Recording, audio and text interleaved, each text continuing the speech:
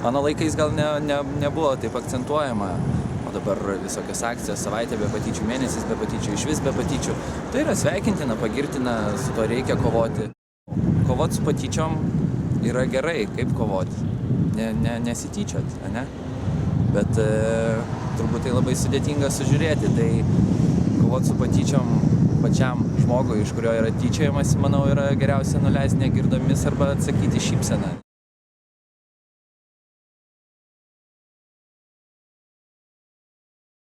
Galvoju, kad žinomiems žmonėms, truputėlį žinomiems žmonėms, šiaip žinomiems žmonėms yra, jie kiekvieną dieną patiria patyčias, po kiekvienų straipsnių yra tūkstančiai komentarų, iš kurių gal tik tai 100 yra teigiamų, o visa kita yra pasityčiojimai iš žmogaus, iš gyvenimo būdo, iš šeimos, iš vaikų galų gale.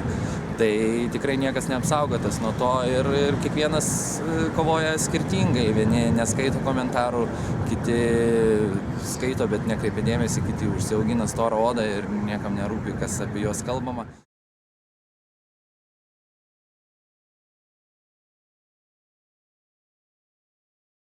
Kaip tėvas, kaip ir visi turbūt tėvai savo vaikus auklėja to, ko kaip norėtų, kad jie užaugtų, tai būti mandagiems, be abejo nesityčioti, būti paslaugiems, būti viso ko geriausiu. Tai kol kas dar tas amžius nėra toksai, sakykime, 7-3 metai, gal 7 metų mano sūnus jau žino, kas yra patyčios, gal kažkaip sako, kad ten darželėje, ten, sakykime, su tuo nedraugaujam, su tuo. Tai tiesiog kalbos forma visada geriausia yra kalbėtis, aiškinti, pateikti pavyzdžių ir niekas nenori, kad iš jų tyčiotųsi. Tai jeigu nenori, kad iš tavęs tyčiotųsi, nesityčiok iš kitų.